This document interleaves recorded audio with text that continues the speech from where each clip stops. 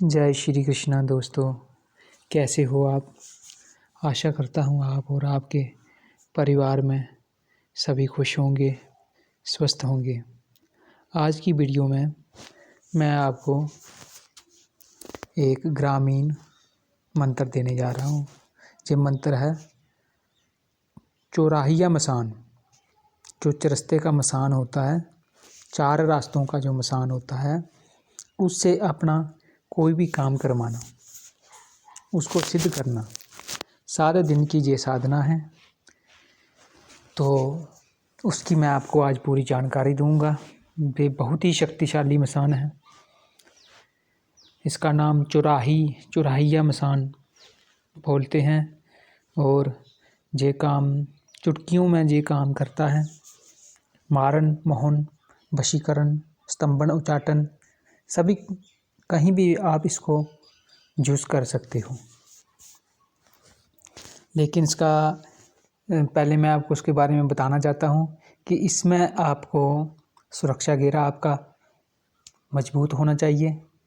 और फिर उसके बाद इसमें आपको लगेगा कि सफ़ेद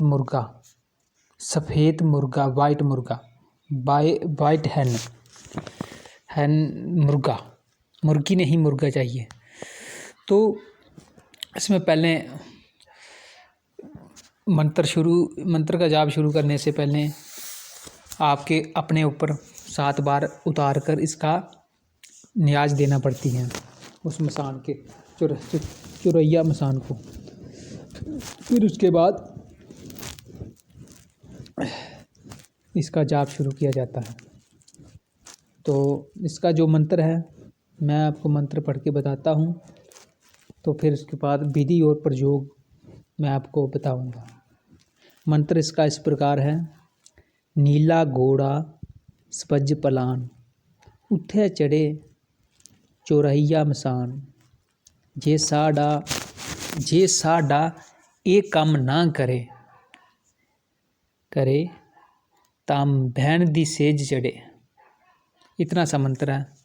नीला घोड़ा सपज पलान, उठे चढ़े चौराहिया मसान, जे साडा ए काम ना करे माँ बहन दी सेज ते चढ़े। नीला घोड़ा सपज पलान, उठे चढ़े चौराहिया मसान, जे साडा ए काम ना करे माँ बहन दी सेज ते चढ़े। तो दोस्तों, जहाँ पे 4 रास्ते गुजरते हों, वहाँ पर रात के 11 बजे इसकी साधना की जाती हैं।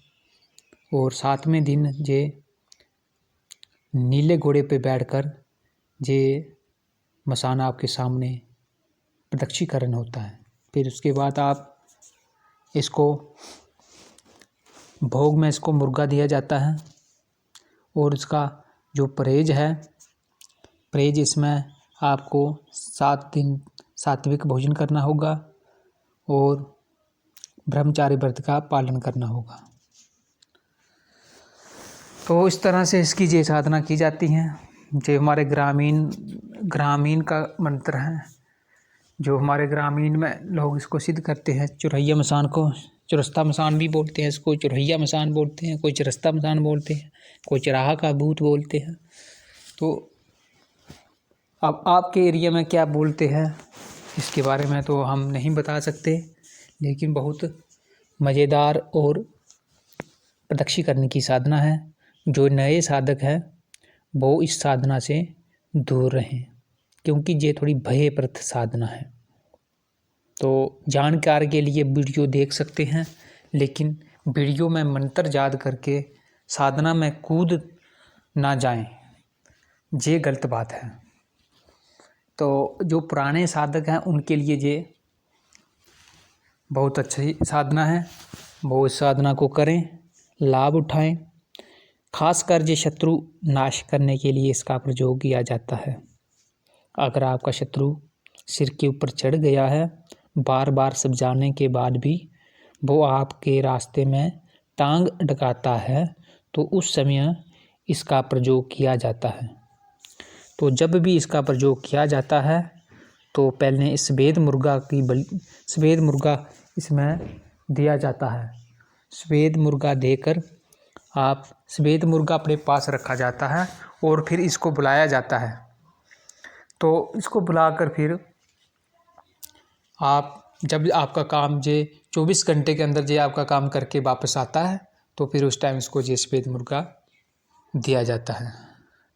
तो दोस्तों, अगर आपको अब मैं इसकी साधना की पूरी विधि बताता हूँ। सबसे पहले जिस दिन कोई शुक्ल पक्ष का पहला शनिवार पड़े, तो उस दिन अमावस्या वाले दिन पूर्णमासी को दीपावली होली को इस साधना को आपने शुरू करना है।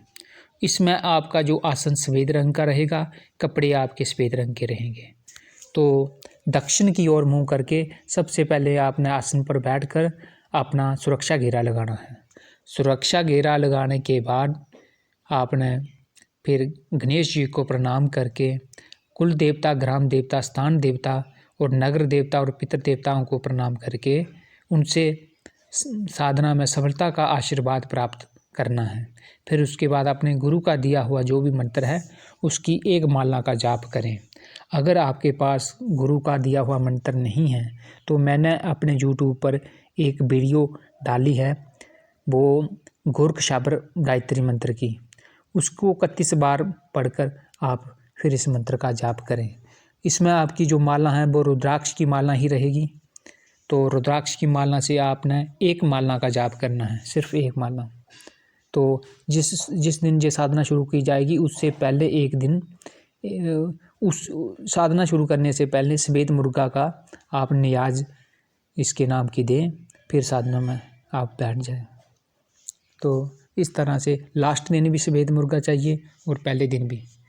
तो इसमें थोड़ा खर्च वाला साधना है, क्योंकि सफ़ेद मुर्गा कहाँ से ढूंढे, तो महंगा होता है। तो आप जानकारी के लिए मैं आपको दे रहा हूँ कि अगर आपको सिद्ध करना है तो आप फिर खर्च तो करना पड़ेगा, ऐसे फिर मुफ्त में कुछ नहीं होता।